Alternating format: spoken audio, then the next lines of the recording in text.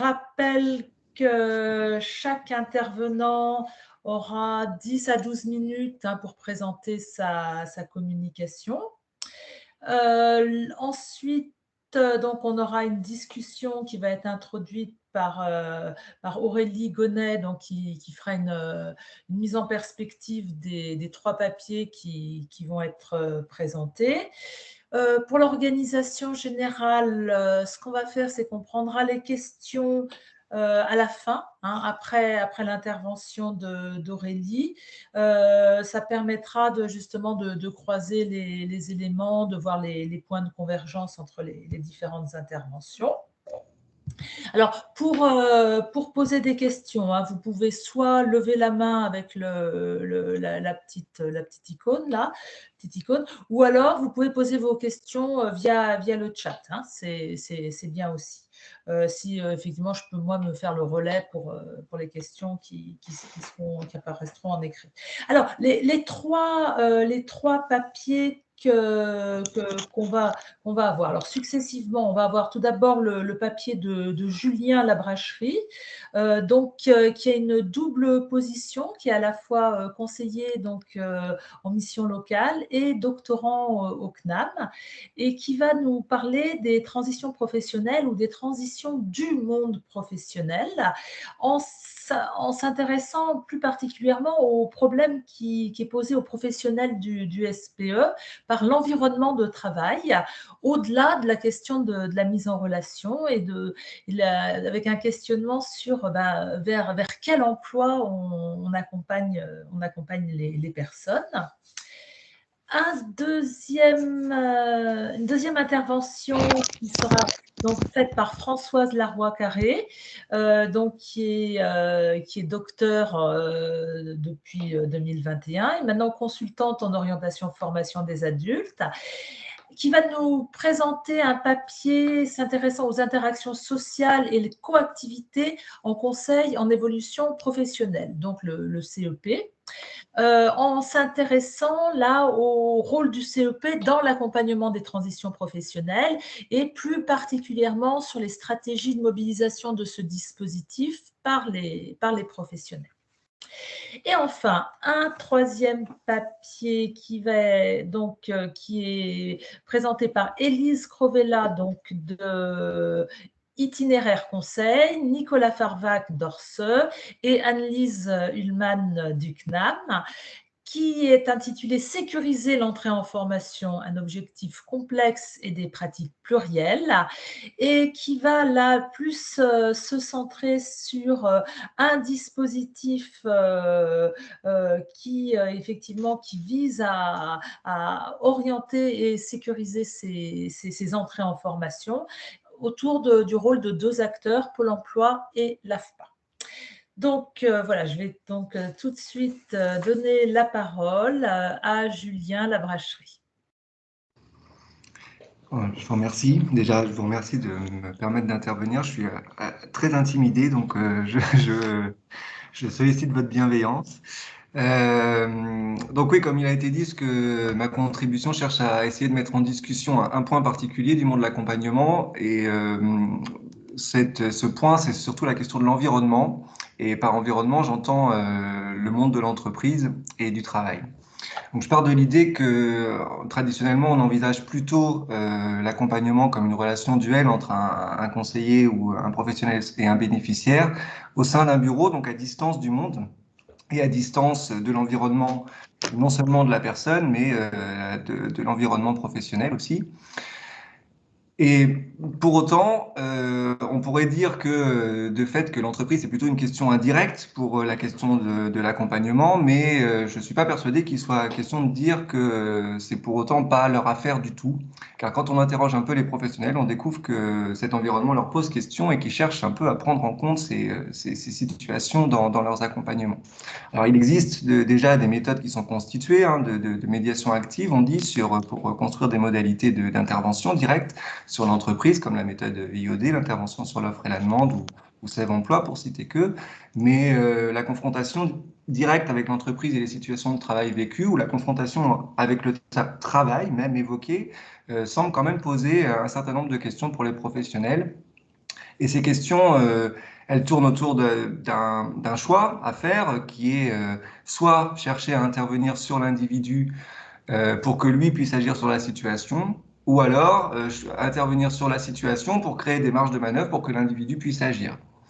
Donc là, c'est vraiment la question, à mon sens, du sens de l'accompagnement dans son ensemble qui est posée, et j'aimerais poser ça avec vous. Pour ça, je vais utiliser donc, oui, comme on a dit, ma position double. Je suis effectivement conseiller en mission locale. Je précise qu'une partie de ma fonction est de travailler en relation avec les entreprises et que l'autre partie est la mise en place du CEP sur mon territoire et donc avec tous les acteurs du service public de l'orientation. Pôle emploi, Cap emploi, Transition Pro, CIO. Et donc, j'accompagne aussi des publics en reconversion professionnelle. Et j'observe mes homologues et mes collègues sur le terrain pour voir ce qui s'y passe concrètement. Et en même temps, je suis donc doctorant au sein du CRTD. Pour les questions que je vais essayer de soulever aujourd'hui, effectivement, c'est comment est-ce que les professionnels ils apprécient cette question de l'environnement dans leurs accompagnements et plus largement, la question qui va m'intéresser, ça va être comment en regardant le travail, on réinterroge à la fois les représentations et aussi les pratiques des professionnels de l'accompagnement. Donc, je vais utiliser un exemple et la situation que je dois évoquer, c'est une conseillère qui travaille dans une maison de l'emploi sur un territoire pas loin de chez moi, en Nouvelle-Aquitaine, qui est un territoire vieillissant, où les opportunités d'emploi tournent majoritairement autour des métiers du grand âge et donc qui sont une priorité pour les acteurs du SPE pour faire la promotion de ces métiers-là et de ces formations pour résoudre la pénurie de main-d'œuvre qui s'y trouve. Donc ça, c'est une partie des missions de cette conseillère qui travaille avec les entreprises sur ces questions-là. Et comme moi, dans un même temps, elle accompagne du public en reconversion dans leur transition. Et justement, il y a quelques temps, il y a eu lieu un salon de l'aide à domicile sur mon territoire à moi et elle m'envoie un mail pour me demander comment ça s'était passé parce qu'elle me précise dans le mail que dans les groupes de demandeurs d'emploi en reconversion qu'elle accompagne, il y en a beaucoup qui ont travaillé dans des EHPAD ou en tant qu'aide à la personne et elle me dit, ils n'ont plus de bras, plus de dos, ils veulent plus en entendre parler et elle me dit, je cite, c'est déstabilisant et j'ai du mal à promouvoir ces métiers d'une façon enthousiaste, même si c'est indispensable et même si c'est porteur. Donc, suite à ce mail, je la contacte pour en savoir un petit peu plus et avoir un entretien avec elle. Et elle va un peu plus loin en me disant qu'elle en discute un peu avec les entreprises pour savoir un petit peu ce qu'ils font. Et ces entreprises lui répondent qu'ils font des efforts, mais sur la mobilité, par exemple, en mettant en place des systèmes de prêt de voiture pour ceux qui en auraient pas. Mais bon, que ces efforts ne semblent pas suffisants pour résoudre leurs problèmes. Et elle ajoute aussi qu'on parle, quand je dis on, enfin quand elle dit on, c'est les médias surtout, de la question du salaire aussi, qui serait peu élevé pour les aides à domicile. Mais elle me dit, je cite encore, ce que me disent les gens surtout, c'est que le métier est déshumanisé et il me parle de perte de sens. Donc il y a le salaire, c'est sûr, mais ils font ces métiers pour soulager les gens et se retrouvent à supporter un tempo infernal. Et quand on rencontre des gens en conversion qui parlent de sens ou de reconnexion, alors ça devient difficile de faire la promotion de ces métiers. Et moi, je choisis bien mes mots, voire je ne l'aborde pas du tout. Alors c'est ce point qui m'intéresse. Donc là, elle explique bien comment le récit répété de conditions de travail qui sont vécues comme invivables rend difficile la promotion des métiers. Et à ça, s'ajoute la difficulté qu'elle est en contact avec les deux parties du problème, à savoir les entreprises qui ne savent pas comment régler le problème et les personnes qui n'arrivent pas à s'adapter à la situation. Donc la problématique qui se pose à cette conseillère, c'est comment est-ce qu'elle peut allier sa mission d'accompagnement des transitions professionnelles, celle que souhaitent les personnes, à savoir plutôt la fuite, on va dire, ou en tout cas de vouloir quitter ces domaines-là, tout en continuant dans un même temps à permettre l'accès aux autres, aux emplois laissés vacants et qui sont entourés d'une réputation, il faut avouer, peu enviable quand même. Est-ce qu'elle doit continuer à faire la promotion de ces secteurs d'activité? Est-ce qu'elle doit éventuellement pousser les gens à s'adapter tout en connaissant les conséquences, puisqu'ils sont répétés jour après jour? Est-ce qu'ils doivent être contraints, ces personnes, sous prétexte qu'un emploi est un emploi, ou comme paraît-il, il suffit de traverser la rue pour signer un contrat de travail? Bon, c'est pas le choix qu'elle a fait, cette conseillère, et elle me raconte plutôt une expérimentation qu'elle a réalisée sur son territoire. Donc elle est partie du principe que de toute façon, elle n'avait pas le choix que de faire la promotion de ses métiers, donc il fallait qu'elle continue, puisqu'il y avait un vrai besoin pour la population et pour les entreprises de toute façon, mais que bon, il présentait des conditions de travail compliquées, et qu'on ne pouvait pas laisser ça sans intervenir. Donc elle a mené un groupe de travail avec des entreprises et des associations d'aide à domicile pour essayer d'avoir un impact sur ces conditions de travail concrètes. Et donc, ils ont mené une série d'actions déjà pour essayer de faire connaître les différentes alternatives au fait d'aller en maison de retraite, par exemple. Bon, bref. Mais leur attention s'est assez vite portée sur la question du domicile des personnes âgées, comme la condition de travail principale des aides à domicile. Et pour faciliter leur activité, ce qu'ils ont fait, c'est travailler avec les entreprises du bâtiment pour essayer de rénover en mettant auprès des professionnels un système de signalement d'éléments qui mériteraient d'être améliorés dans chacun des domiciles où ils interviennent. Donc là, le moyen, il est bien particulièrement détourné quand même. Elle est passée par des chemins très contournés, mais l'objectif, il est bien d'intervenir sur les conditions de travail tenables, les conditions d'un travail tenable pour les professionnels concernés et pour potentiellement les personnes qu'elle accompagne à moyen terme. Donc par la suite, pour terminer la question de cet exemple-là, elle me raconte un peu comment ça s'est passé. Elle me dit que ça n'a pas obtenu le succès espéré et qu'elle a été confrontée à une série de difficultés. J'en retiens deux. Elle me dit déjà que les personnes âgées n'étaient pas forcément très partantes pour modifier leur résidence, ce qui peut s'entendre, hein, et donc elles n'ont pas forcément adhéré à la question. Et quant aux aides à domicile, ils ou elles étaient associés via une fiche de signalement, mais elle reconnaît qu'ils n'ont peut-être pas été associés suffisamment en amont du processus et qu'ils ne s'en sont pas emparés. Donc, ils n'ont pas eu de retour. Donc, de cet exemple, j'aimerais retirer plusieurs points. Déjà, le premier, c'est que cette conseillère, elle considère là dans son action que la difficulté à pourvoir les offres d'emploi, pour cet emploi-là en particulier, la domicile, ne vient pas uniquement des caractéristiques du public qu'elle accueille. Manifestement, elle attribue la difficulté à travailler non pas aux personnes seules, mais aux situations qu'elles sont amenées à vivre aussi. Et alors, elle imagine un accompagnement qui ne peut pas consister qu'en une préparation des personnes en amont de l'emploi, mais qui nécessite d'intervenir directement sur les conditions d'un travail tenable, ce qui est déjà une première modification de paradigme concernant son accompagnement. Mais la première difficulté qu'elle rencontre, à mon avis, c'est que pour pouvoir intervenir, il faut identifier ces situations de travail précises et locales sur lesquelles on peut intervenir, en tout cas à son échelle. Et dans son cas, comme dans la grande partie des accompagnements, puisqu'ils sont réalisés à distance du travail réel, hein, même quand on a le discours et le retour des employeurs en off, on va dire, l'attention est plutôt portée sur les conditions de travail, des conditions de travail génériques, plus que sur des situations de travail précises, locales, situées, ce que vit chaque personne avec son organisation dans tel domicile de telle personne âgée à tel moment. Ce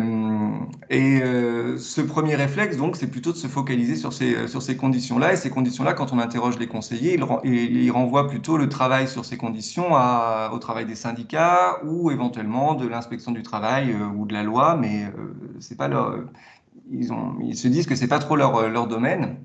Et ça crée, à mon avis, un premier frein à l'intervention. On parlait ce matin d'obstacles qui peuvent se mettre sur la route de l'intervention, enfin de l'innovation. Ça peut en être un. Je note aussi comme autre point qu'en posant la focale sur la domicile des clients pour parler des conditions de travail, on induit que les difficultés se trouvent à l'extérieur de l'organisation même du travail et que la responsabilité, elle est posée sur le client avant de regarder celle éventuellement de l'organisation via le manager, parce que c'est sa responsabilité. Et aussi, quand elle me dit que les aides à domicile n'ont pas été suffisamment impliquées dans ce processus, il me semble qu'elle exprime quelque chose que je retrouve chez d'autres conseillers aussi, c'est que la difficulté pour les professionnels de l'emploi à intervenir, ils ont du mal à intervenir directement sur des questions de management. Et pourtant, ça fait partie des situations de travail dans leur entièreté et leur complexité. Et ça, vraiment, c'est quelque chose qui revient beaucoup dans le discours des conseillers, la difficulté, la légitimité, le manque de légitimité à dire à un manager directement ce qu'il doit faire. Une conseillère de mission locale m'a dit je n'ai pas à savoir mieux qu'un employeur ce qu'il doit faire, ce qui s'entend. Comme autre point, je relèverai que cette conseillère cherche, en intervenant sur les conditions de travail en poste, celles qui sont en poste, à résoudre trois problèmes en même temps. Elle essaie à la fois de régler le problème des aides à domicile qui travaillent, de rendre le métier plus accessible pour ses bénéficiaires et de rendre sa propre tâche réalisable et de rendre son propre accompagnement de mise en relation réalisable. Et elle m'explique assez clairement la difficulté qu'elle éprouve à faire la promotion de ces métiers. Et donc, elle essaie de résoudre le problème à la fois pour les salariés, pour ses bénéficiaires et sa propre situation. Et la connexion que je viens de faire entre ces trois éléments, elle ne saute pas aux yeux de prime abord. Et là, je pense qu'on peut soulever un autre point qui est la question de l'évaluation. Et même si son action avait réussi à cette conseillère, je pense qu'elle aurait eu beaucoup de mal à faire reconnaître le lien entre son travail effectif, l'action qu'elle a mise en place, et le fait qu'elle aurait pu intégrer des bénéficiaires dans ces métiers-là. Je pense que ça aurait été difficile à voir parce que l'évaluation d'un accompagnement, en général, vers l'emploi, il porte plutôt sur la mise en relation et la mise en emploi, mais il n'inclut pas une analyse fine et de la mobilisation des professionnels dans leur interaction avec les entreprises.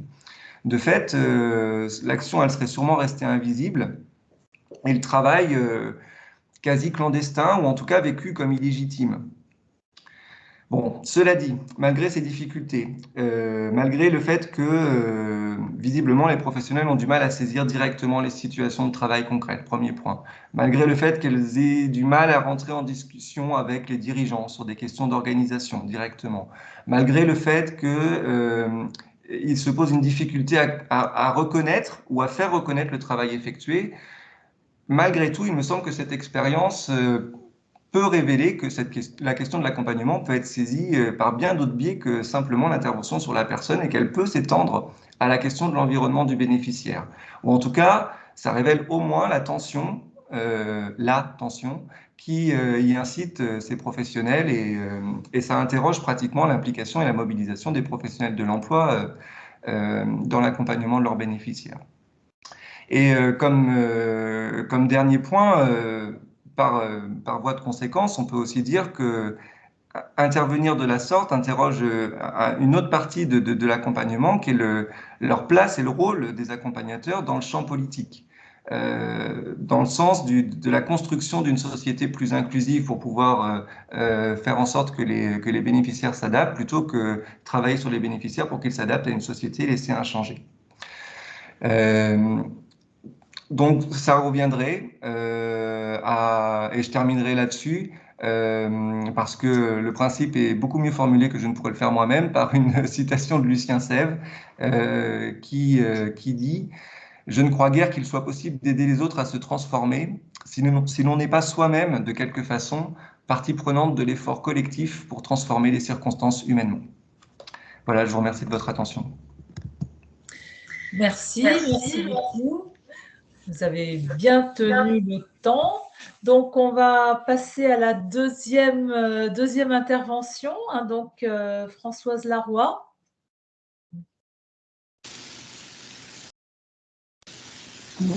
Voilà. Est-ce qu'on m'entend bien? Avec un grésillement toujours, Françoise. Un grésillement toujours? Oui, oui, oui. Alors là, Là, on n'entend pas. On n'entend plus, là. Oui.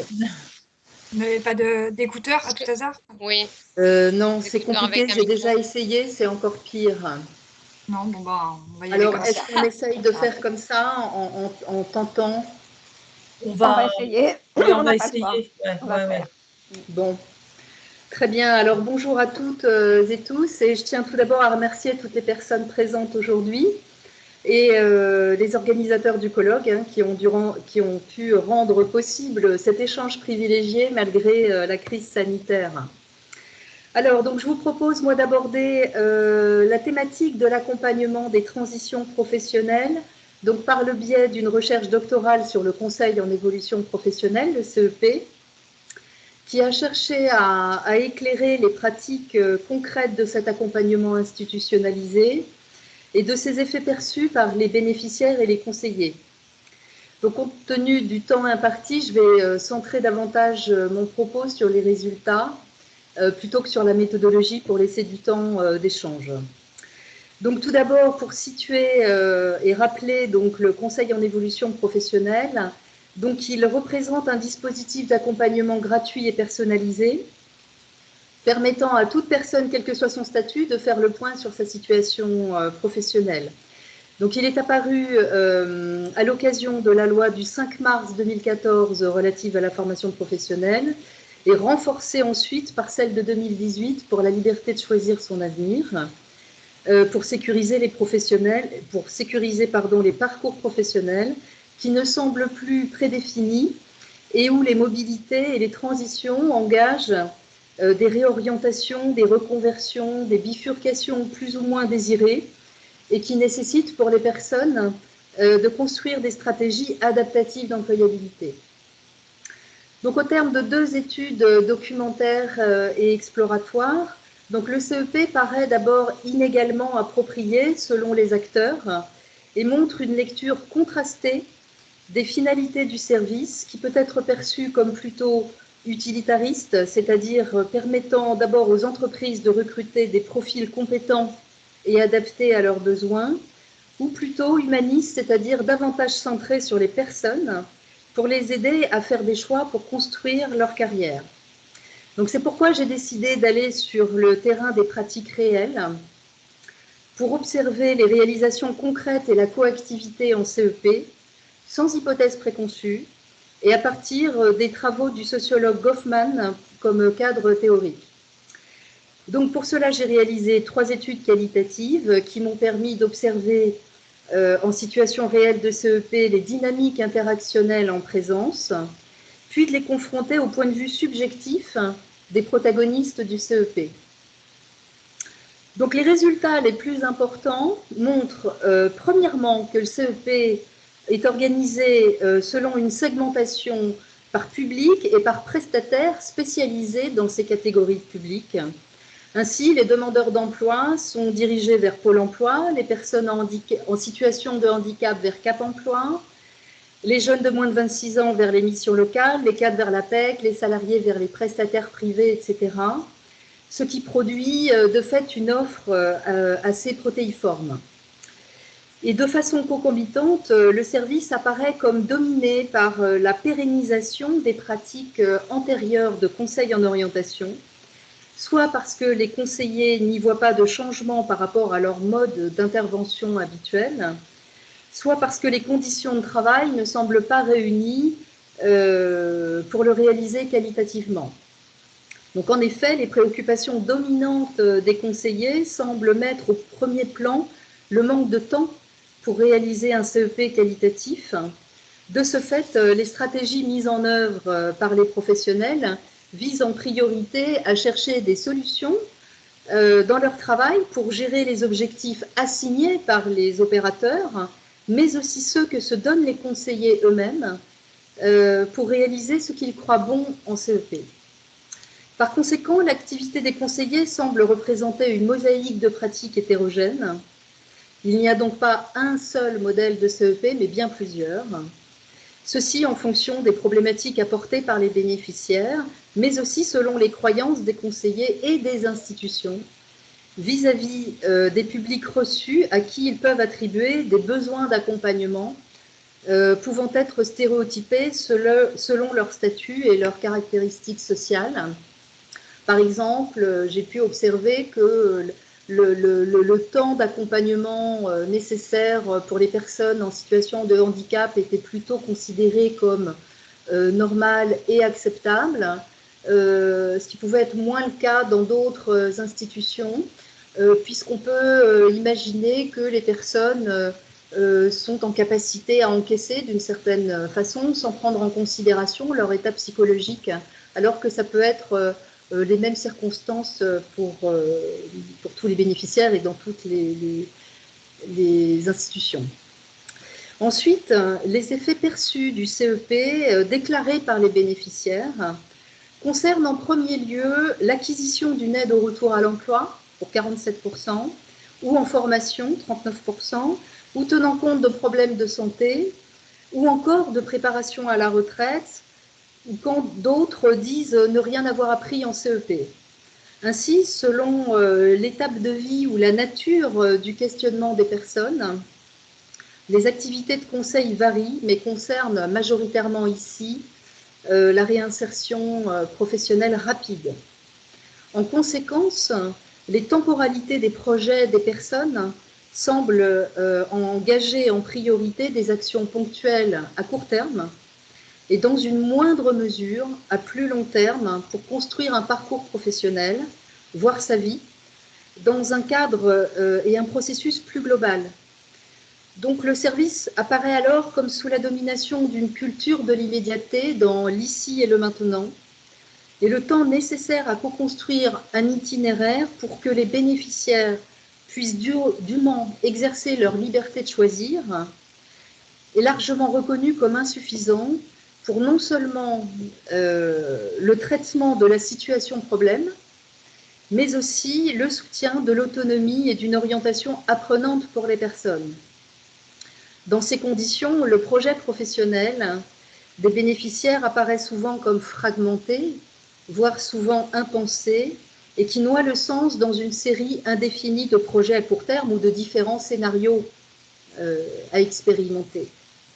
Par conséquent, la coactivité en CEP semble impliquer une posture plutôt méthodologique que réflexive, puisqu'il s'agit le plus souvent de résoudre un problème financier ou technique pour accéder à une formation ou connaître le marché ou encore les procédés de prospection. Il semble donc qu'une grande partie des opérations réalisées en CEP est dominée par la transmission d'informations ou par de la prescription, sans forcément donner lieu à la construction d'une action gérée en co-responsabilité. Donc l'analyse globale des entretiens a fait apparaître la valorisation de la capacité à rebondir rapidement, sans pour autant s'inscrire dans un travail prospectif permettant de réorienter le cours des choses et en intégrant dans le moment présent le jeu des possibles.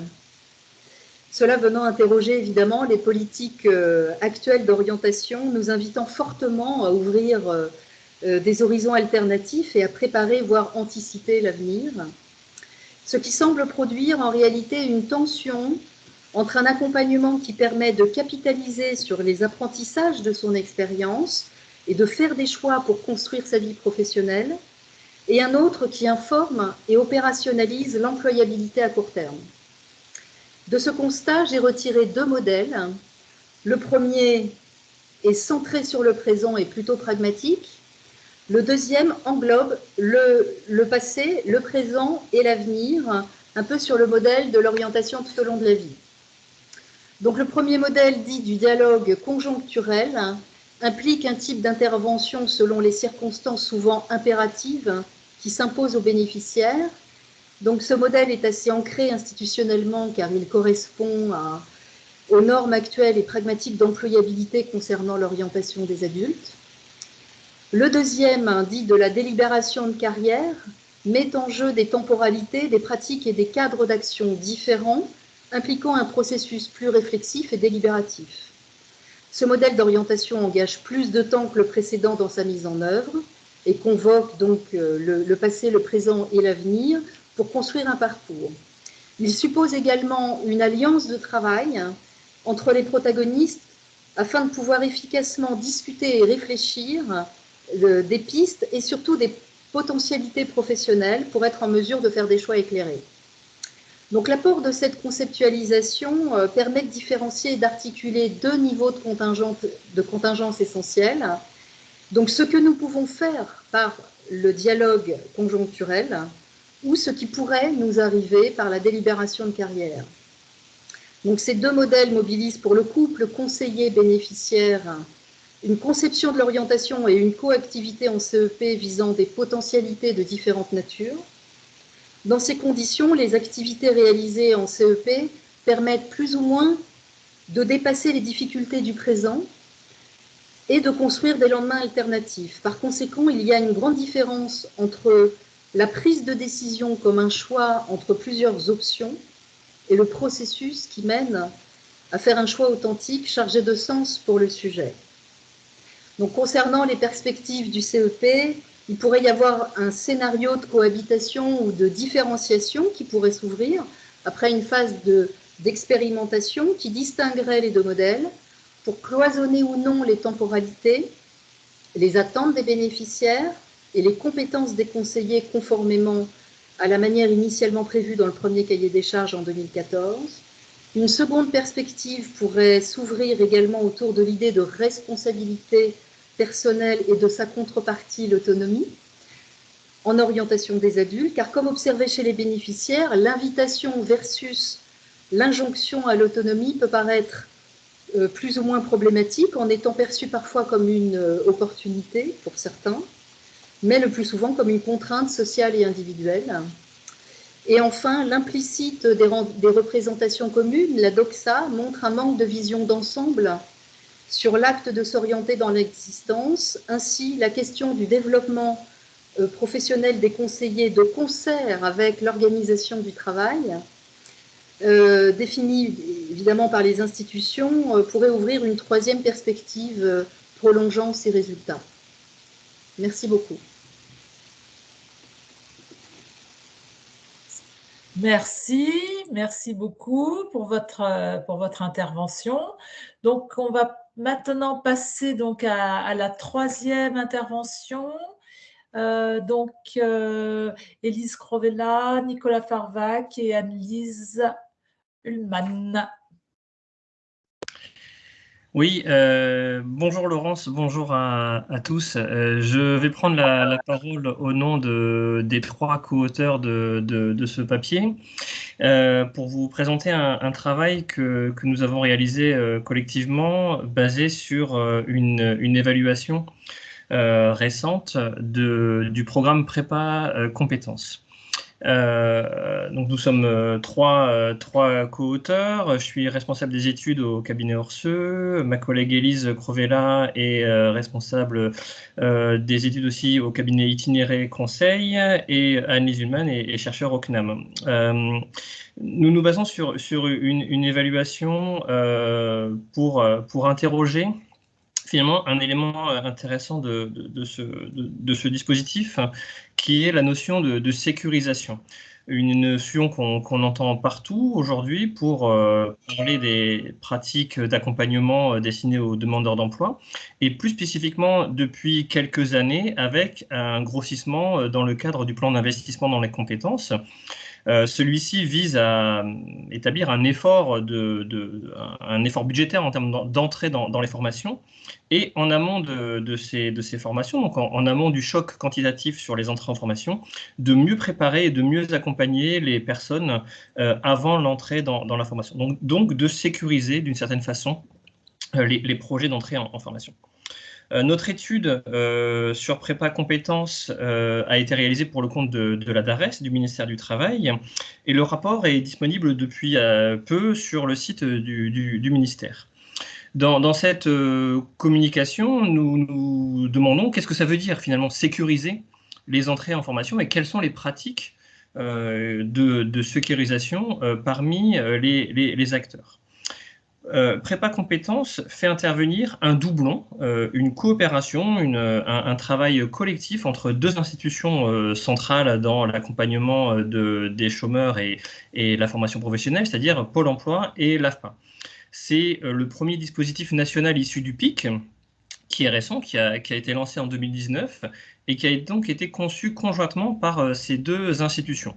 Et on peut penser à la lecture du projet que Prépa Compétences illustre vraiment la philosophie du plan d'investissement dans les compétences, c'est-à-dire améliorer l'accès à la formation et donc en amont améliorer l'entrée, la sécurisation dans ces formations qualifiantes. C'est une construction conjointe entre, d'un côté, l'AFPA, certains centres de l'AFPA, pas tous, qui prodiguent un accompagnement d'une trentaine de jours environ, je ne vais pas rentrer dans les détails. Cet accompagnement mixe un accompagnement individuel par des formateurs et surtout une série d'ateliers à la carte qui vont permettre à la personne de mieux se repérer dans le domaine de la formation, de mieux travailler leurs projets, leurs envies, leur orientation, et de faire également des immersions en plateau technique, donc à l'AFPA ou dans d'autres centres de formation, ou des immersions en entreprise. Et d'un autre côté, on a donc Pôle emploi qui est là pour orienter les demandeurs d'emploi qui ont un besoin de sécuriser leur projet de formation. Dans la conception, c'est un point important, c'est ce dispositif émane d'un précédent effort budgétaire, le plan 500 000 formations, qui date de 2016, qui avait été lui aussi conçu comme un choc d'offres, avec une augmentation assez importante du nombre de formations disponibles. Mais l'évaluation de ce plan 500 000 avait montré que l'étape de validation des projets avait vraiment été significativement allégée pour accélérer les départs en formation. Et donc, il y avait eu de nombreux cas d'abandon de formation qui avaient été constatés en raison du manque de préparation des demandeurs d'emploi. Et d'autres travaux, notamment ceux sur le CEP, insistent sur l'importance pour les opérateurs de l'emploi et de la formation de bien travailler cette logique d'ingénierie des parcours. Alors, dans ce que font Pôle emploi et l'AFPA, que peut-on dire de la sécurisation? Qui sécurise quoi dans Prépa Compétences? Pour Pôle emploi, le dispositif est un nouveau service dans une gamme de services déjà large à disposition des demandeurs d'emploi. L'institution a déjà de nombreux outils mobilisables pour accompagner les demandeurs d'emploi. Et donc, un enjeu pour Pôle emploi, ça a été de bien repérer les spécificités de prépa compétences en comparaison avec d'autres dispositifs existants et de bien faire en sorte que les conseillers l'utilisent intelligemment pour les publics visés. La difficulté, vous le constatez, c'est celle du ciblage et de la définition des publics cibles. L'objectif de prépa compétences, c'est d'aider les demandeurs d'emploi qui ont un projet de formation incertain et les aider à le concrétiser. Mais cette base, finalement, est assez difficilement quantifiable, mis à part le fait de repérer dans les outils de Pôle emploi le nombre de demandeurs d'emploi qui ont émis à un moment donné dans les entretiens un souhait de formation. C'est assez difficile de quantifier le nombre de demandeurs d'emploi qui ont un projet de formation ou un souhait de formation, mais un projet de formation incertain. Et donc, ceci conduit à des orientations vers le dispositif assez fortement empiriques, pragmatiques, on pourrait dire. Alors, certaines orientations vont vraiment être conformes au principe, à la théorie d'action du dispositif, des demandeurs d'emploi qui ont un souhait de formation pas clair, qui se repèrent mal dans l'écosystème de la formation, et donc ils vont entrer dans les dispositifs. Mais on a aussi des orientations qui vont être destinées à des chômeurs pour leur proposer une modalité d'attente, soit une modalité d'attente avant la formation, soit une modalité d'attente entre deux dispositifs. Le dispositif a aussi été ouvert à d'autres demandeurs d'emploi, non pas pour sécuriser un projet de formation plutôt bancal, mais plutôt pour travailler plus globalement leur projet professionnel, travailler leur orientation, le métier, un choix de métier. Ce qu'on a remarqué assez fortement dans nos entretiens avec Pôle emploi et les conseillers Pôle emploi, c'est que ces derniers ont réinjecté la notion de projet, projet professionnel, projet de formation, là où le dispositif avait été conçu dans une logique de parcours. Projet, parcours, il nous semble que c'est une différence peut-être sémantique, mais en tout cas qui renvoie à certains éléments sur lesquels on conclura tout à l'heure. Juste un élément sur ça, dans le cahier des charges de prépa compétences, la notion de parcours a été répétée à 50 fois, 50 reprises, tandis que le terme de projet était anecdotique. Pour autant, les acteurs se réfèrent dans la pratique à cette notion de projet, à formaliser un projet, et ne parlent assez peu de parcours. Alors, qui sécurise quoi chez Pôle emploi? Les conseillers vont repérer des besoins de sécurisation chez des demandeurs d'emploi. Ils vont leur proposer une entrée à l'AFPA. Les bénéficiaires vont être d'une certaine façon sécurisés ou pas, c'est ce qu'on va voir après avec les pratiques de l'AFPA. Donc, qui sécurise quoi? Les conseillers sécurisent aussi les finances publiques, et voire ils se sécurisent eux-mêmes, dans le sens qu'ils vont éviter, par ce process, d'envoyer en formation des individus avec des projets bancals, incertains, non validés. Et donc, l'idée est bien de permettre à ces demandeurs d'emploi de revenir avec un projet validé, et donc de sécuriser finalement l'entrée aux formations du point de vue de l'institution. À l'AFPA, ce qui se passe, c'est que l'ingénierie de formation va mettre en mouvement donc, les ateliers dont je parlais pour aider la personne à se repérer et à mieux concrétiser son projet de formation. Les ateliers renvoient à des démarches abstraites et des démarches concrètes. des démarches abstraites de travail sur soi, de vérification de son projet à l'aide d'outils classiques d'orientation, de travail sur ses choix, des tests de personnalité, un travail sur les compétences. On a aussi des éléments un peu plus scolaires et dans une visée d'anticiper les tests d'entrée à la formation. La sécurisation de l'entrée à la formation pour de nombreux acteurs a été conçue comme aider la personne à réussir le test et donc à satisfaire au passage de cet examen, entre guillemets, donc de reprendre les cours de français, de reprendre les cours de mathématiques, avec ce paradoxe qui est que cette focale scolaire se fait de façon imparfaite, puisque prépa compétences n'a pas vocation à être une formation de remise à niveau. Et donc, il y a une focale placée sur le moment du test dans l'entrée en formation, sans avoir forcément les moyens pour permettre à la personne de remonter son niveau s'il était insuffisant. Ceci conduit donc à aussi des stratégies d'élimination et de triage, en montrant à la personne qu'elle n'est pas forcément prête à rentrer dans telle ou telle formation. Les outils de vérification du projet vont aussi travailler sur la compétence à s'orienter des personnes. Ceci est intéressant en lien notamment avec le précédent papier sur le CEP.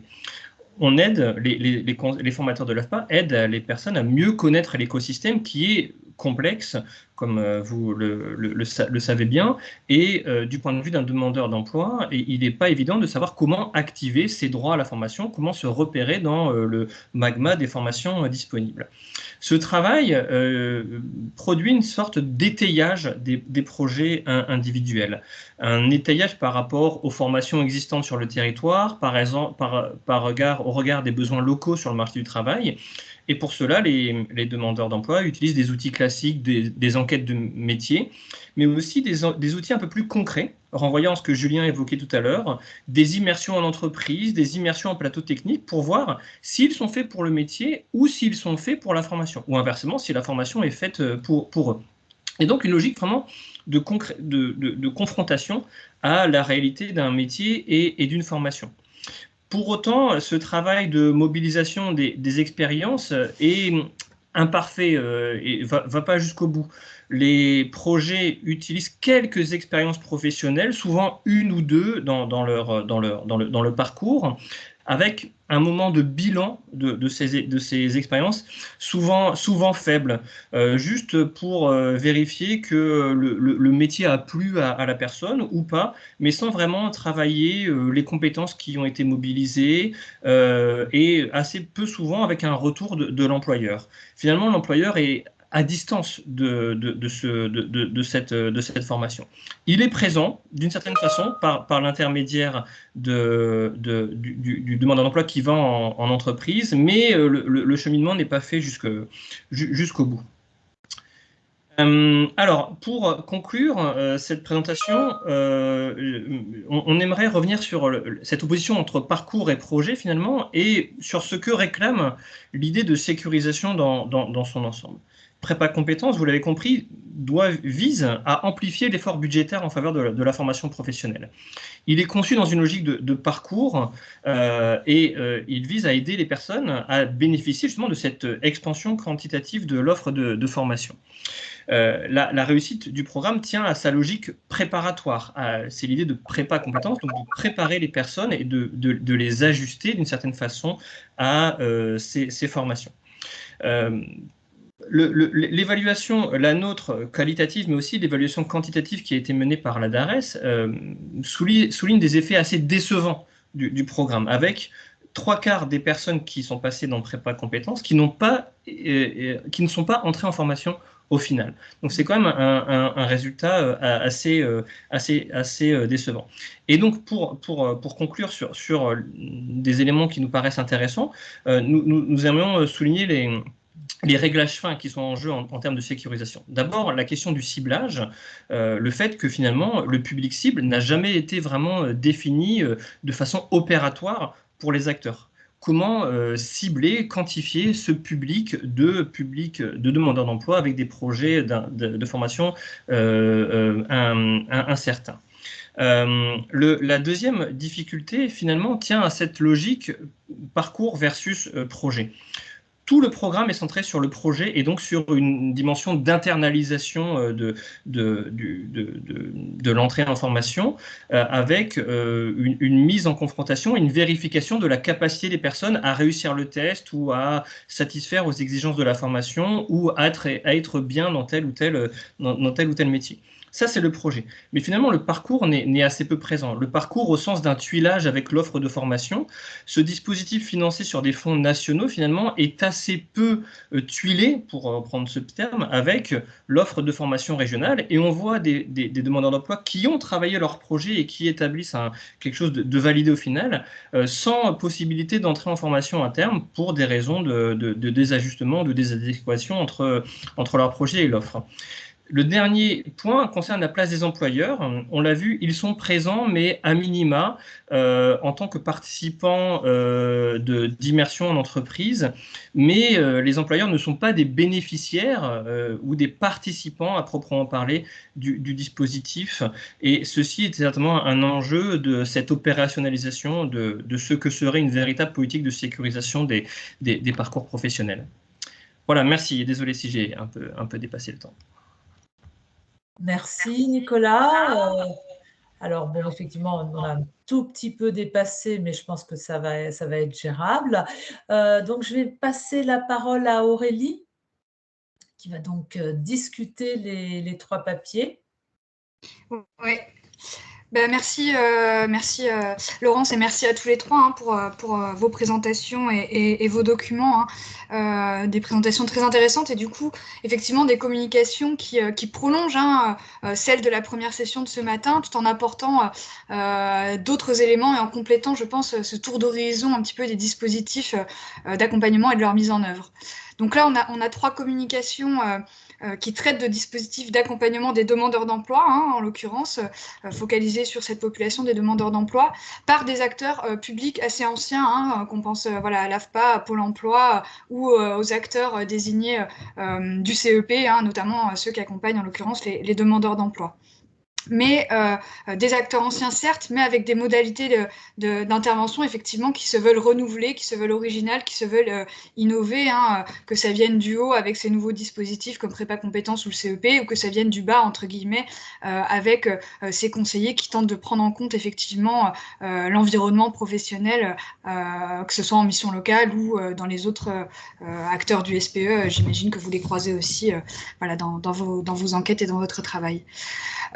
Donc par-delà ces innovations, ce qui apparaît d'abord, c'est quand même une terrible impression de récurrence, de redondance des problématiques et une certaine inertie quand même dans les manières de les aborder au niveau des dispositifs et des professionnels.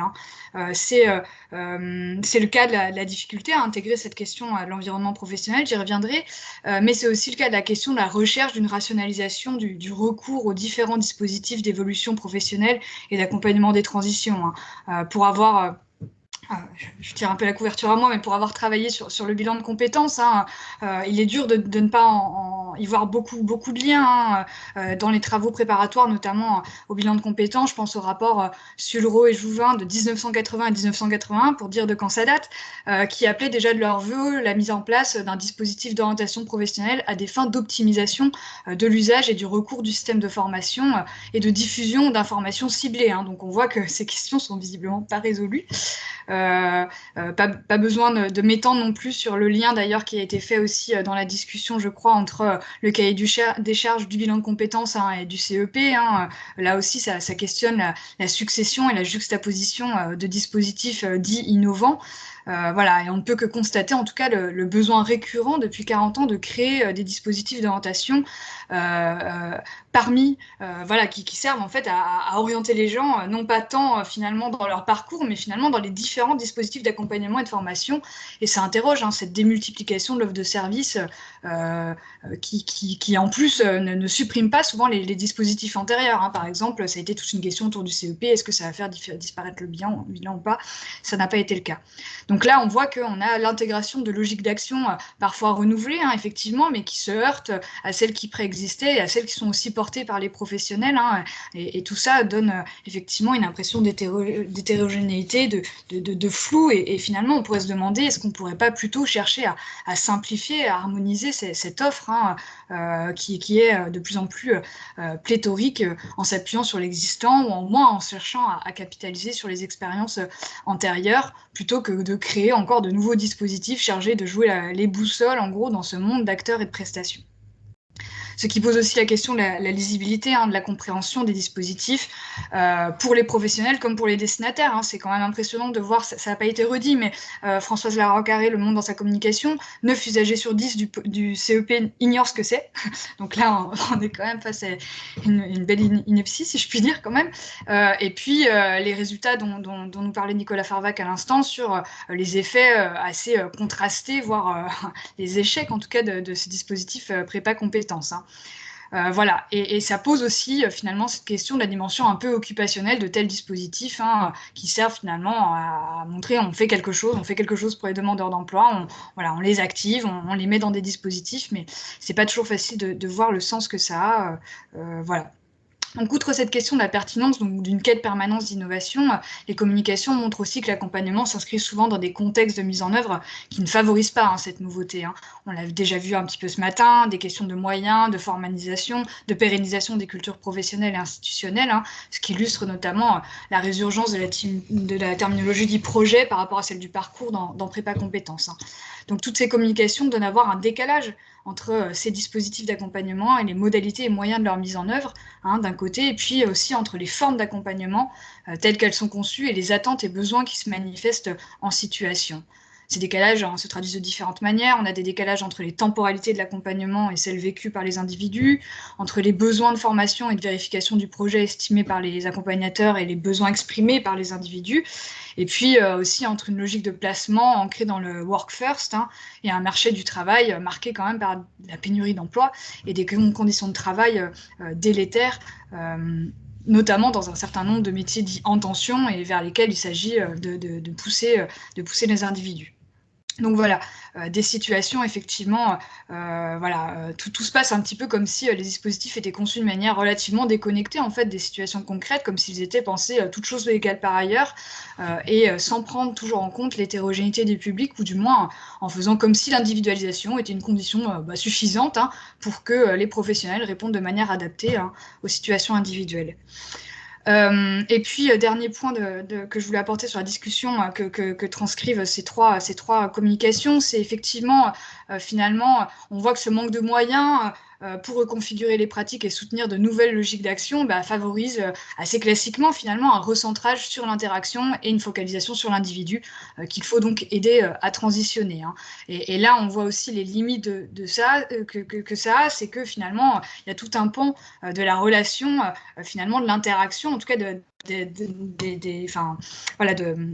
dans cette logique d'intermédiation qui est oubliée, hein, c'est la logique, c'est l'employeur, c'est l'entreprise, c'est les conditions de travail et c'est ce que la personne est censée faire concrètement et aussi cet environnement avec lequel il interagit très directement au quotidien dans la gestion de son parcours. Donc, effectivement, c'est ce que montre très bien hein, la communication de Julien Labracherie sur cette question hein, de l'intégration de la question de l'environnement professionnel et sur le fait d'intégrer ces questions aussi, que ce soit dans le CEP où Nicolas Farvac l'a évoqué aussi, hein, dans Prépa Compétences. On voit qu'effectivement, c'est un acteur qui manque hein, finalement là. Et puis se pose hein, la question de la légitimité finalement à intervenir auprès des employeurs plutôt que sur les individus eux-mêmes. Hein. On voit que finalement, on a l'impression en tout cas que c'est peut-être par facilité qu'on va intervenir sur les individus plutôt que sur les employeurs, avec l'idée aussi que les individus, à partir du moment où ils touchent une aide sociale, hein, devraient aussi se soumettre à un certain nombre de règles, d'attentes, quand c'est pas le cas des employeurs. Pourtant, on a quand même une quantité d'employeurs qui touchent aussi finalement des aides sociales, même si elles prennent d'autres formes. Hein. Et on pourrait attendre aussi que eux se plient, par exemple, ne serait-ce qu'à informer les demandeurs d'emploi quand l'offre d'emploi est pourvue, etc., etc. J'en viens peut-être à mes questions, j'ai un peu traîné, mais voilà, donc trois pôles de questions. Tout d'abord, qu'est-ce qui ne marche pas finalement dans les dispositifs, Est-ce que c'est seulement des questions de moyens? C'est bien sûr des questions de moyens, je pense qu'il n'y a pas de doute là-dessus, mais pas seulement. Et du coup, vous avez tracé déjà des perspectives, mais notamment parce que vous êtes deux professionnels de l'accompagnement et la troisième communication s'inscrit dans le cadre d'une évaluation. Du coup, je me demande comment sont reçus vos travaux, comment sont-ils transmis, discutés, lus, que ce soit par les professionnels ou en plus haut lieu. Par ailleurs, pour reprendre un petit peu la question, la problématique de la troisième communication, effectivement, que signifie sécuriser les parcours, qu'ils soient professionnels ou de formation? En préparant cette discussion, j'écoutais les infos et j'ai entendu parler de sécurisation des quartiers. Donc ça me fait aussi penser finalement à ce choix de terme quand même de sécurisation qui implique aussi finalement une dimension de contrôle. Qui est, et ma question c'est, est-ce que vous retrouvez cette dimension de contrôle sous-jacente aussi à cette sécurisation des parcours, contrôle des comportements de recherche d'emploi, mais aussi contrôle d'une norme du bon parcours, promotion de cette norme du bon parcours, des bons comportements, etc. Est-ce que c'est des choses que vous retrouvez? Et puis, toujours sur cette question de terminologie de la sécurisation, si on reprend tout simplement le dictionnaire, il y a deux définitions principalement de sécuriser, c'est à la fois permettre la sécurité en favorisant l'absence de risque, de menaces et de danger, mais aussi conférer un sentiment de sécurité, être rassuré, se sentir à l'abri du danger, avoir confiance en soi. Donc on a à la fois cette dimension du sentiment et à la fois cette dimension de la situation, du fait d'être en sécurité. Et j'ai l'impression, en tout cas à vous lire et de ce que je connais aussi des travaux en la matière, c'est qu'on a souvent tendance dans l'interaction plutôt à centrer sur le sentiment de sécurité, justement booster la confiance en soi, la motivation, etc. etc. Est-ce que c'est le cas ou est-ce que vous repérez aussi des moyens de sécuriser, mais au sens de l'absence de risque, de danger, etc. En tout cas, on a l'impression d'entendre ça quand on entend le discours sur la sécurisation et on en doute en vous lisant. Cette sécurisation aussi, je trouve cette dimension de la sécurisation des finances publiques est aussi très intéressante, et du coup elle amène aussi à un questionnement sur est-ce que finalement la sécurisation ne rime pas d'abord et avant tout avec sursélection. Est-ce que finalement, en sécurisant, on ne sursélectionne pas pour accéder à la formation, sursélectionner des personnes qui vont être capables de tenir en emploi, sursélectionner des personnes capables d'évoluer en montrant motivation, autonomie, capacité à s'orienter, etc. Et finalement, est-ce que du coup, la sécurisation, c'est pas aussi une forme de renoncement discret à réduire les inégalités en matière d'accompagnement en s'assurant que ceux qui bénéficient d'une aide publique soient les plus à même d'en profiter et donc qui ont déjà plus ou moins les ressources, tout en ignorant finalement aussi l'utilité et l'utilisation potentielle de ces ressources. J'en finis avec une dernière remarque, je suis désolée, j'ai traîné sur le terme de transition en lui-même, qui me semble être aussi le véhicule d'une logique assez court-termiste et inégalitaire, puisque là aussi, la notion de transition implique une mobilité d'un point A à d'un point B, et du coup, de manière, avec le parcours sans couture, dont on parle aussi assez souvent, et du coup, ça interroge sur finalement l'imposition de cette logique dynamique, et finalement, quid des personnes qui sont pas en capacité ou n'ont pas le choix d'évoluer, de changer, de transitionner, etc. Et quid de l'accompagnement de ces personnes-là également. Voilà, c'est des questions livrées en vrac. Vous piochez bien sûr à l'envie dedans et merci en tout cas pour vos interventions. Merci beaucoup Aurélie pour cette intervention très intéressante et puis pour l'ensemble des questions qui sont posées. Donc on va commencer par donner la parole aux intervenants pour un temps de réponse. Je ne sais pas qui veut commencer. Je vais commencer, Anne-Lise. Où j'ai travaillé avec Élise et Nicolas sur le projet. Je pense que vous soulevez des points extrêmement importants, Aurélie, sur la question de la notion de contrôle et de sécurisation. Bien évidemment, c'est un contrôle qui est permanent, c'est un contrôle d'abord des comportements des demandeurs d'emploi, des usagers de ces dispositifs. Dans une optique qui est très particulière, c'est-à-dire que c'est un contrôle qui ne se veut pas coercitif, c'est un contrôle qui se veut, qui prend des formes douces, voilà. Et c'est ça qui est très difficile, me semble-t-il, avec ces professionnels, parce que en tous les cas ceux de l'AFPA qu'on a pu rencontrer, ils surinvestissent cette mission qui est la leur. C'est-à-dire qu'ils surinvestissent le travail qu'ils veulent obtenir des demandeurs d'emploi, ils surinvestissent l'accompagnement qu'ils veulent en faire avec beaucoup de compassionnel et beaucoup de choses comme ça, mais qui effectivement jouent sur la sécurisation, alors pour le coup des fonds publics, parce que c'est un discours qu'on entend tout le temps. C'est les fonds publics qu'il faut optimiser. Voilà. Donc ça, c'est un point qui me paraît très important. Mais le point qui me paraît aussi assez important dans l'ensemble des communications et dans ce qu'on a pu voir, nous, dans cette étude, c'est la dévalorisation constante de l'expérience. C'est-à-dire qu'au fond, l'expérience n'est pas appréhendée comme quelque chose qui permet un parcours, justement, qui est la ressource d'un parcours, mais l'expérience fait partie d'un passé auquel il faut tourner le dos. Et ça, c'est très compliqué à réintégrer, à la fois parce qu'il y a des dimensions scolaires qui priment de tests. Enfin, Nicolas a très bien expliqué la mobilisation des conseillers pour réussir les tests. Enfin, et tous les outils visent ça. Hein. Il faut réussir les tests, même si d'ailleurs, parfois, le fait de passer par prépa compétences fait qu'il n'y a pas de test. Mais ce n'est pas grave, il faut quand même réussir les tests. Donc, la notion d'expérience est absolument pas prise en compte ou avec beaucoup de difficultés, qui renvoie d'ailleurs à la question de l'expérience des conseillers. Parce qu'eux-mêmes, quand on les interroge sur leur parcours biographique, ils ne disent pas grand-chose de leurs expériences antérieures. Ils ne disent pas grand-chose de la manière dont eux-mêmes ont pensé leur propre parcours.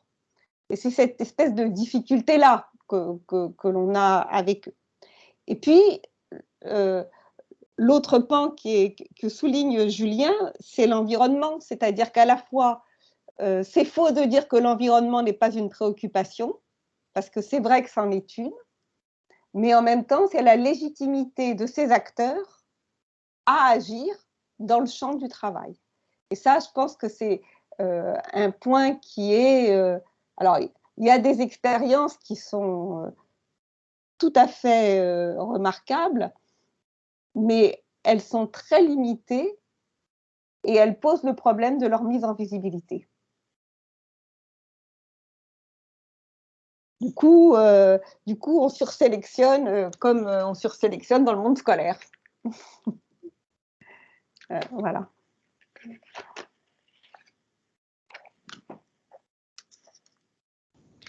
Je veux bien peut-être ajouter un petit complément par rapport aux travaux qu'on a réalisés sur une autre question la première que vous avez soulevée, Aurélie, sur qu'est-ce qui ne fonctionne pas finalement dans les dispositifs, en tout cas pour celui qu'on a pu analyser et comment les travaux sont reçus.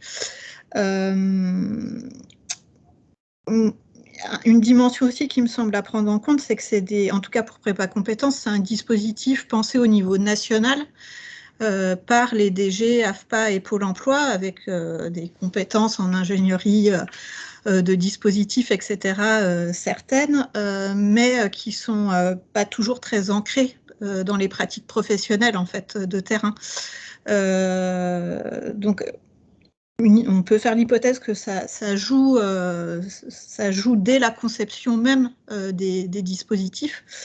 Et puis derrière, comment des travaux comme les nôtres sont reçus, c'est un peu la même chose, c'est qu'ils sont reçus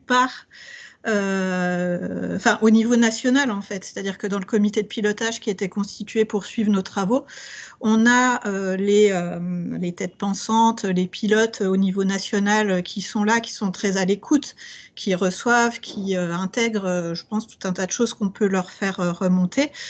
Mais les acteurs de terrain, les professionnels, ils ne sont pas là en fait pour entendre les choses. Alors certainement qu'après il y a un circuit que nous on n'a pas vu, des choses peut-être sont redescendues. Jusqu'à quel niveau, je ne sais pas. En tout cas au niveau AFPA, je pense qu'il y a des choses ensuite qui ont été discutées.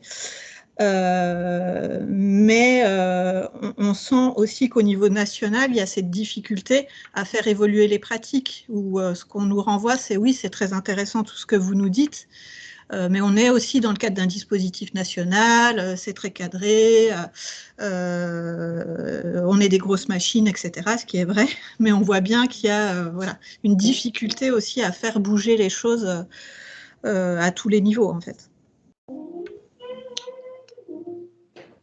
Bah, oui. Juste,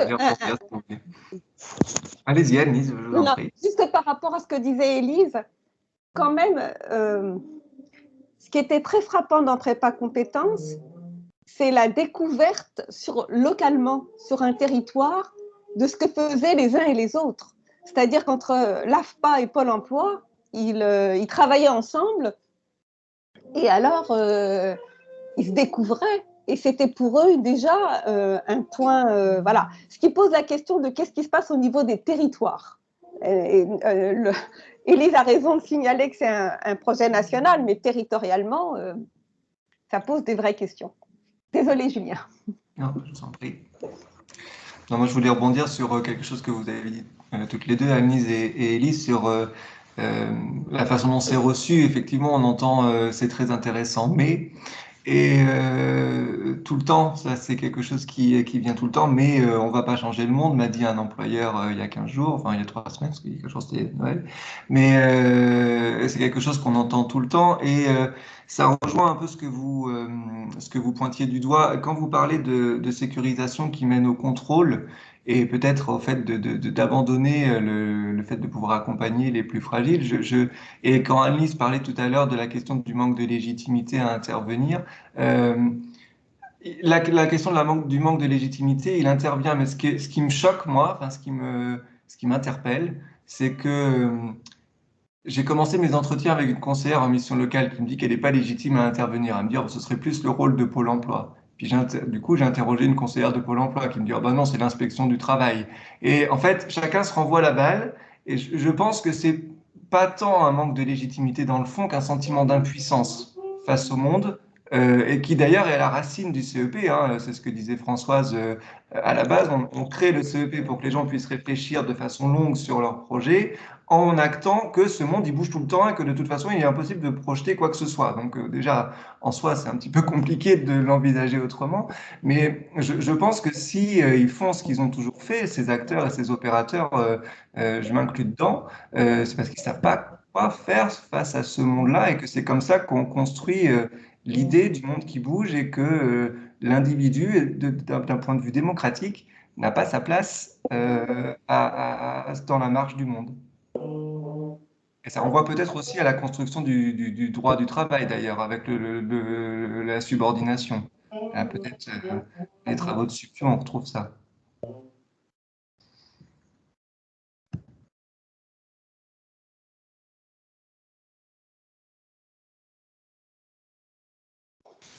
J'ai plombé l'ambiance. Alors, est-ce que le son marche? Ok. Donc, juste pour réagir et rebondir aux propos qui ont été tenus, donc effectivement, là, je reviens un peu sur le CEP, mais on est sur un monde qui est concurrentiel. Parce qu'il y a évidemment les demandeurs d'emploi qui sont accueillis par Pôle emploi, Cap emploi, les missions locales, l'APEC, etc. Mais il y a aussi tous les prestataires privés. Et donc, quand on est sur un secteur aussi concurrentiel, on va forcément créer un fonctionnement en silo et pas une collaboration. Donc ça, c'est déjà un premier point et qui peut apporter effectivement une offre illisible pour tout le monde. Et j'ai évidemment été observer des situations d'entretien auprès de 8 opérateurs et auprès de régions, 3 régions différentes. Et en fait, le CEP n'est jamais présenté réellement parce que c'est long, parce que c'est compliqué, que les temps de rendez-vous sont limités. Et donc, c'est difficile. Donc là, on peut évidemment se questionner sur le développement du pouvoir d'agir qui est sous-tendu par le CEP quand les personnes ne peuvent pas se l'approprier réellement. Et par ailleurs, le CEP est aussi une activité, alors là, c'est un peu provocateur ce que je dis, dans d'autres, par exemple à la mission locale, le CEP est inclus dans la garantie jeune mais il se confond aussi dans d'autres dispositifs plus globaux, dans d'autres institutions. Donc ça aussi, ça ne facilite pas la lisibilité du service, surtout quand il n'est pas présenté. Après, il y a les logiques d'action, évidemment, parce que les différentes institutions ont des logiques d'action historiques, culturellement très différentes. Et donc, évidemment, ça appuie on va dire, la force d'inertie et la reproduction, en fait, des mêmes pratiques, surtout quand les textes du CEP n'ont pas été forcément accompagnés. Et donc, on voit bien que le top-down ne marche pas. Ça ne suffit pas de dire que le CEP est innovant pour que ça le soit. Et d'autant plus quand on parle d'itérativité, et que l'itérativité, en règle générale, elle est très peu réalisée fondamentalement parce qu'il y a une gestion des flux qui est telle que l'itérativité n'est pas possible. Et ce qui d'ailleurs a permis au bilan de compétences de continuer d'exister parce que le CEP ne permet pas de répondre à ce genre de choses. Et donc, pour revenir au texte, on voit bien là aussi qu'il peut y avoir une cacophonie dans les textes parce qu'il y a le cahier des charges 2014 qui est très différent du cahier des charges CEP 2019, où notamment dans le cahier des charges 2014, on va parler d'accompagnement, on va parler du référent de parcours, de l'alliance de travail qui a complètement disparu dans le cahier des charges 2019. Donc, quand cette notion de référent de parcours n'existe plus, on peut s'imaginer l'impact que ça peut avoir sur cette fameuse alliance de travail et cette notion de parcours, justement. Et puis, de cette capacité, justement, pour les acteurs, que ce soit pour les personnes qui ne sont pas que des individus et pour les conseillers, les professionnels eux-mêmes, de comprendre ce qui se joue finalement dans ces deux textes. Entre autres, et du coup, qui va aussi interroger les méthodologies, parce qu'entre la notion de performance économique qui est franchement mise en avant pour répondre aux besoins des territoires et des entreprises, d'accord, et en même temps une loi de 2018 qui dit pour la liberté de choisir son avenir professionnel, de mon point de vue, il y a un petit hiatus là. Est-ce que du coup, on est libre de choisir? Et si oui, ça veut dire quoi? Avec quels moyens? Et ou est-ce qu'on est là pour faire finalement un petit peu plus de placements et de modèles adéquationnistes qu'on connaît bien et qui a bien démontré son inefficacité depuis des décennies qu'on en parle. Et puis, c'est corrélé de toute façon avec l'autonomie et la responsabilité individuelle qui repose évidemment sur les personnes, puisqu'on va leur demander effectivement de gérer leur parcours professionnel. Et donc, les politiques françaises et européennes en matière de capacité à développer ses compétences en orientation visent une orientation plus apprenante. Avec les temporalités dont j'ai parlé tout à l'heure, c'est plutôt questionnant. Et je continuerai avec le manque de lisibilité de l'écosystème, puisque tout le monde travaille en silo, on ne sait pas bien qui fait quoi, etc. Du coup, il y a un manque de capitalisation de l'ensemble. Finalement, ces champs se parlent peu, voire peu, même si c'est en train de bouger. Et puis alors, pour moi, il y a un très, très grand absent. Alors là, vraiment, on parle des personnes, on fait des lois pour les personnes et des services pour les personnes, et les personnes, on les voit, on les entend jamais. Et donc, pour moi, il y a quand même une logique de maîtrise d'usage qui manque considérablement pour pouvoir leur laisser un espace pour qu'ils puissent s'exprimer, s'approprier le service et voire même participer à la qualité du service et qui soit en tout cas qu'on puisse travailler sur un service qui soit coproduit. Voilà.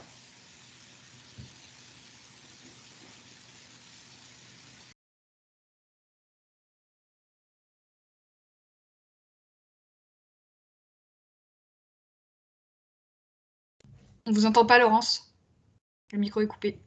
Merci en tout cas pour toutes vos réponses. Oui, donc au niveau des intervenants, on a déjà fait un premier tour de réponse. On va donc maintenant regarder un peu ce qui se passe au niveau de la salle, des questions.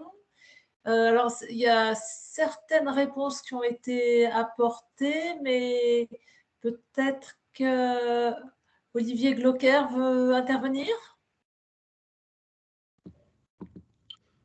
Oui, bonjour, donc je suis conseiller en bilan de compétences à l'APECITA, donc l'équivalent de l'APEC pour les secteurs agricoles, agroalimentaires, environnement. Je faisais référence dernièrement à ce que venait de dire Anne-Lise, effectivement, on s'en aperçoit dans les entretiens de bilan de compétences que l'on mène, mes collègues et moi-même, régulièrement, les candidats et les candidates nous font remonter que leur expérience professionnelle dans les différents intervenants, les différents acteurs du retour à l'emploi auquel ils ont affaire, c'est quelque chose qui est nié, qui est en fait, ils sont souvent renvoyés à des parcours de type scolaire ou scolarisant, y compris et même surtout lorsqu'ils ont eu eux-mêmes un premier vécu assez difficile avec l'école, et ils se voient en quelque sorte dans l'injonction de rentrer dans un moule qui, a priori, n'est pas le leur, quoi. Pas seulement en termes de profil, j'ai envie de dire de profilage, mais aussi de comportement. Merci.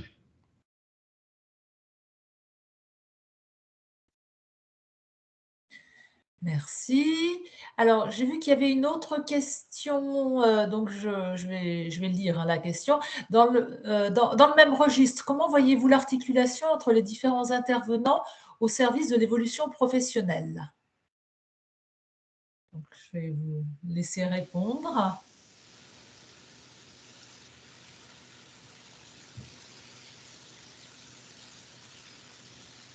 Bon, alors, sur la question, évidemment, on sent bien qu'il y a un besoin de travail en synergie. Et là encore, il y a eu le SPO, le SPRO, etc., des différents acteurs pour que l'écosystème travaille ensemble et soit lisible justement pour les personnes pour qui les services sont adressés très clairement. Donc là, il y a vraiment un travail à faire. Et il y a quand même quelques initiatives qui sont maintenant produites par les institutions eux-mêmes et des événements qui sont prévus, etc. Mais ça reste un axe de progrès considérable pour qu'il y ait un travail en synergie réalisé et de capitalisation et de clarification des offres. Et ce d'une manière nationale, mais aussi au niveau local, quoi, au niveau des territoires.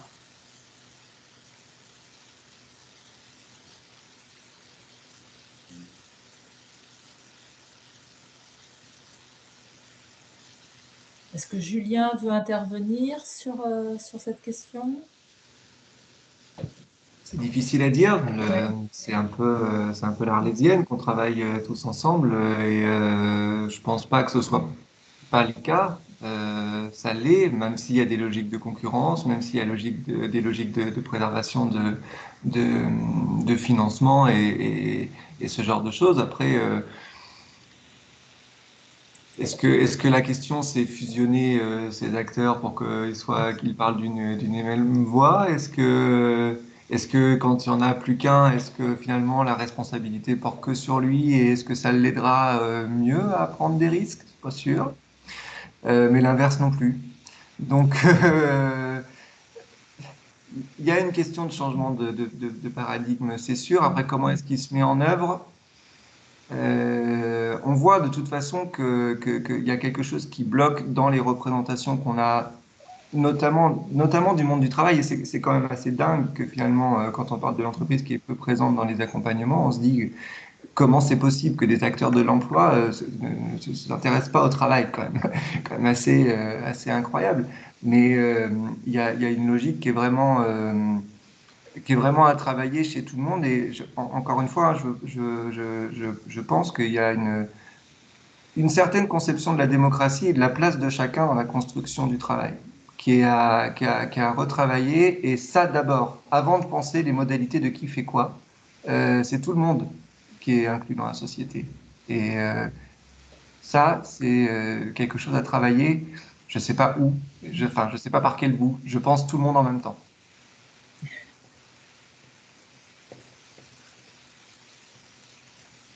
Oui, Brigitte Nivet, oui, je vois que vous avez levé la main et posé une question sur le chat. Je vous donne la parole. Oui, bonjour et merci beaucoup pour la qualité de vos échanges. Moi, j'ai une question. Je vois venir des très grandes entreprises qui, dans leur diversification, intègrent donc le conseil en évolution professionnelle, l'orientation, comme une nouvelle piste, une nouvelle activité stratégique et s'appuient sur leur expérience d'accompagnement interne de leurs salariés et occultent totalement les travaux des sciences humaines et sociales, sont dans une logique très marché, très adéquationniste et en plus ont une puissance d'intervention auprès des acteurs publics et auprès des salariés des plus petites entreprises. Et donc, moi, ça me pose problème parce que j'ai échangé déjà avec ces personnes. Il y a une vision vraiment très pauvre et une vision qui ne s'appuie pas, comme vous venez de le dire, sur le travail. Le travail étant en impensé dans les entreprises. Donc, voilà, on est face à ces évolutions. Donc, voilà, quelle réaction?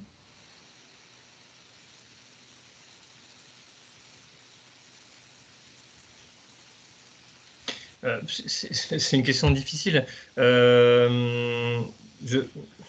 pense qu'il y a peut-être je pense que toutes les entreprises n'excluent pas toute considération sur le travail. Je pense que c'est formulé peut-être de manière un peu excessive d'une certaine façon. Moi, je dirais que si les entreprises en viennent à intégrer des fonctions d'accompagnement de leurs salariés ou de leurs nouvelles recrues, je pense que c'est plutôt une bonne chose. Je me faisais la réflexion tout à l'heure en écoutant Alexei sur Territoire Zéro Chômeur qui parlait de la fonction d'accompagnement dans les entreprises à but d'emploi de ZZC.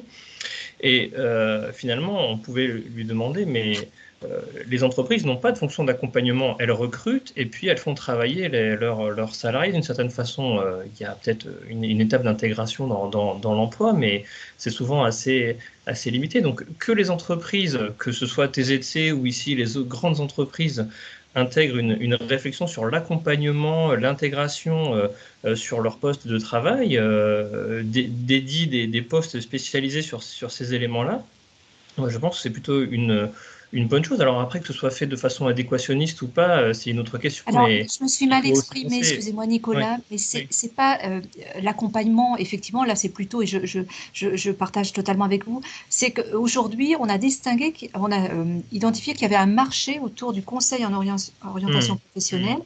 Et fort d'une expérience, parce que c'est une entreprise, alors je m'appuie sur un exemple, hein, une très grande entreprise qui a toujours accompagné ses salariés, justement, et qui dit, ben voilà, maintenant, on va sur ce marché, on va être puissant, on va développer cette activité pour nos salariés, mais aussi pour les salariés des autres entreprises et les demandeurs d'emploi, parce qu'on considère que c'est un marché.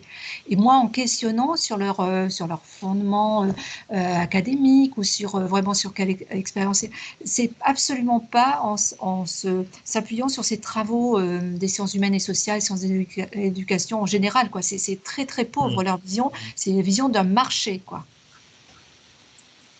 D'accord. Anne-Lise, ton micro est coupé. Je disais que je voyais à quoi Madame Divet fait allusion dans cette affaire-là. C'est la même chose que les CFA d'entreprise, c'est la même chose que les choses qui s'ouvrent comme ça. C'est-à-dire Oui, qu'on les voit bien campus, que... les universités, c'est vrai, Alice. Voilà. Bon, après, il y a deux hypothèses, hein. Soit il s'appuie sur quand même des fondements théoriques et méthodologiques et conceptuels et on peut faire l'hypothèse qu'il pourrait aussi produire, soit c'est dans une visée complètement adéquationniste et peut faire l'hypothèse que ça ne va pas tenir très longtemps, cette affaire-là. Enfin, c'est une affaire de marché qui va durer que le temps d'un marché, vous voyez ce que je veux dire. Enfin, moi, mais ça ouvre l'accompagnement comme la formation sont perçus aujourd'hui. Alors, c'est pas moi qui valoriserai cette question-là, mais sont perçus aujourd'hui comme des marchés lucratifs. Voilà. Bon. Et il peut y avoir une captation des fonds publics hein, par ces entreprises privées. Il peut y avoir vraiment des choses très troubles. Comme il y a une captation pour construire des CFA d'apprentis dans les entreprises. Oui, exactement. Voilà. Mais ça, bon, voilà. Mais c'est une tendance qui est en train d'émerger. Ah, c'est la loi qui autorise ça, hein, je suis désolée. Mais... Merci, Anne-Lise. Il y a une question de Vincent Donne de France Stratégie. Est-ce que vous voulez prendre la parole ? ma question allait tout à fait dans le même sens, mais c'était plutôt que les grandes entreprises. Je faisais référence plutôt aux OF en tout cas, mais effectivement sur cet enjeu marché lucratif, mais peut-être juste sur le fait que vous soulignez un peu, on va dire, l'absence de l'entreprise ou l'éloignement de l'entreprise du processus, plutôt sur l'aspect responsabilisation, là évidemment, mais ce que je soulignais, ce positionnement de certains OF qui réclament hein, l'ouverture de concurrence sur l'accompagnement et notamment des demandeurs d'emploi et les plus éloignés de l'emploi même, au prétexte que justement eux bénéficieraient de relations plus fortes avec les entreprises, le monde du secteur privé en général. Quelque chose qui, j'y pense parce que récemment, je vois que les acteurs de la compétence, l'ancien FFP, voilà, mettaient vraiment en avant cette chose-là en disant voilà, c'est ce qui nous différencie finalement des missions locales, de Pôle emploi, de gens qui, et comme vous l'évoquiez, ont eux-mêmes dans leur vie un parcours, ils ont très peu rencontré l'entreprise parce que peut-être qu'ils se sont orientés directement assez jeunes vers du travail social, vers les services publics, etc. Et eux le mettent en avant et du coup, on se retrouve un peu avec un paradoxe. Ce que vous soulignez, je pense, c'est tout à fait vrai. Et de l'autre côté, on pourrait dire que l'alternative paraît encore plus inquiétante. Du coup, je ne sais pas trop comment résoudre un peu cette équation complexe.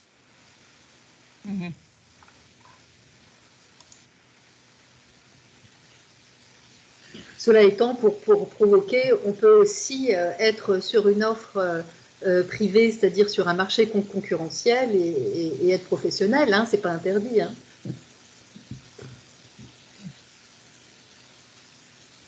Par ailleurs, on peut être accompagnateur et travailler. Hein. Oui. Le travail, ça concerne tout le monde. On n'est pas obligé d'être dans le privé pour savoir ce que c'est que le travail. Et, oui. Alors justement, il y avait aussi disons une question et série de remarques d'Adeline Ferreira sur...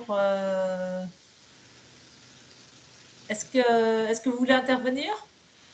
Non, pas spécialement. Bonjour, c'était pour un peu répondre sur ce que disait Julien à la brasserie. Je trouvais ça vraiment très intéressant. Moi, je travaille dans le milieu, enfin, j'ai un peu une double compétence. Je suis psychologue du travail et je travaille dans le milieu de l'orientation professionnelle, enfin voilà, de tout cet écosystème, la CEP, etc. Et du coup, c'est vrai que je me suis toujours dit, mais qu'est-ce qui fait que d'un côté, on est censé travailler sur le travail et d'un autre, on ne parle pas du travail, mais on parle de l'orientation et de l'évolution professionnelle et je trouvais qu'il y avait vraiment beaucoup d'éléments qui ne se rencontraient pas souvent conceptuellement d'ailleurs ou dans les institutions, mais beaucoup plus finalement dans la réalité de nos pratiques professionnelles quoi, quand on est confronté à l'accompagnement des personnes. Voilà. Et du coup, je me disais, bah, oui, c'est aussi le fait de deux ministères qui à la base sont très distincts en fait.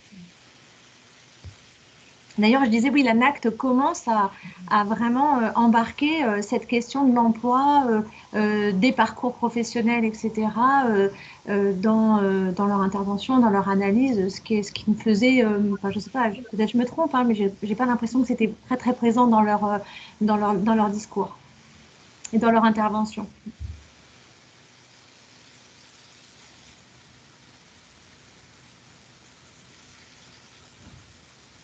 Oui, peut-être en complément aussi de ce qui était dit et pour faire écho aussi à la remarque de Damien Brochet là, qui nous écrit, c'est à mon sens plutôt intéressant que les entreprises se saisissent de ces questions d'accompagnement, d'apprentissage en créant leur CFA. Pourquoi ces enjeux ne pourraient pas constituer un facteur d'enrichissement des politiques RH? Je voulais peut-être aussi compléter et interroger peut-être aussi Julien là-dessus, c'est PME, là, depuis tout à l'heure, on parle beaucoup des grandes entreprises. On sait que l'emploi en France se fait beaucoup dans les TPE-PME. Est-ce que les conseillers aussi entreprises parviennent à sensibiliser, par exemple, les petites entreprises voilà, au type d'accompagnement qui est proposé par Pôle emploi, à d'autres enjeux. Enfin, en tout cas, je me demande si bousculer ces représentations, notamment, et la scission entre travailler sur les demandeurs d'emploi, travailler, si les TPE-PME sont pas un bon moyen finalement pour travailler ces représentations. Si, de toute façon, on n'a pas le choix, puisque c'est l'essentiel de l'action. Après, est-ce qu'ils arrivent à être sensibilisés? Oui, de fait, à partir du moment où on intervient et que quelque chose se passe, ou à partir du moment où ils n'ont plus le choix aussi, on peut montrer que l'action est possible et que ça, ces effets. Maintenant, comme pour les demandeurs d'emploi accompagnés, d'ailleurs, qui ont toujours l'impression qu'ils n'ont pas été accompagnés ou qu'ils n'ont pas vu d'intérêt, c'est pareil pour les entreprises. En amont comme en aval, en général, on a tendance à dévaloriser l'action. Et ce que je trouve assez intéressant, par exemple, aussi pour la disjonction privé-public et cette espèce alors, je ne vais pas dire idéologie, enfin si, je viens de le dire, mais vous avez compris, qui coupe le monde en deux. Alors ça, c'est quelque chose qu'on entend tout le temps. J'ai entendu des agents de la région dire que nous, l'entreprise, on ne sait pas ce que c'est, nous, on ne sait pas ce que c'est que le travail. Qu'est-ce que vous faites de vos journées, du coup, parce que ça m'intéresse quand même. Mais là, en termes de concurrence, c'est le travail temporaire qui vient chercher notre travail. Alors on travaille avec ma direction là en ce moment sur essayer de leur montrer, quand nous on leur positionne un jeune, les entreprises disent non. Et puis quand on regarde un petit peu plus tard les personnes qu'ils ont recrutées, on retrouve que c'est les mêmes qui leur ont été proposées par les boîtes de travail temporaires. Ils n'ont pas fait plus de travail que nous, hein. Ils ont fait le même taf, ils ont écrit le contrat et puis ils ont touché de l'argent au passage. Mais n'empêche qu'il y a une sorte d'aura, quelque chose qui fait que c'est pas du public, quoi. Donc le service doit être meilleur. Et puis en plus on le paye, donc a priori.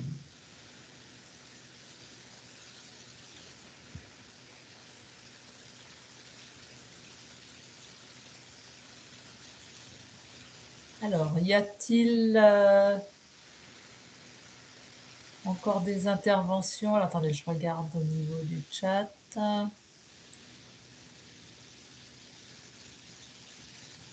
Donc là, il y a Olivier Glocker qui nous signale une étude.